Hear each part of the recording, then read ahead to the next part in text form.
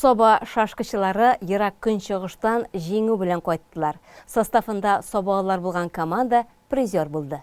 3 июльдән 13 июльгә кадәр Владивосток шәһәрендә физик мөмкинлекләре чикле спортчылар арасында шашкы ярышлары буенча Россия чемпионаты булып узды. Анда Татарстанны 4 кешедән торган команда тәкъдим итте. Бу составны байлар сабасыннан Хәмит Уагызов, Азат Әхмәтов, Балтачтан Шулпан Габдулганиева, Чистайдан Мария Цыганова тулыландырды. Безнекеләр Россиядә көндәшләренә каршы бик көчле партияләр уйнап 3-нче призлы урынны алып кайттылар. Райондашыбыз Азат Әхмәтов шулай ук чемпионат кысаларында узган, вакытка тиз уйнала торган шашка 100 турнирында да 3-нче урынны яулады. Команда Россия Федерациясе спорт министры Олег Матыцин кул куйган диплом һәм кубокка ия булды.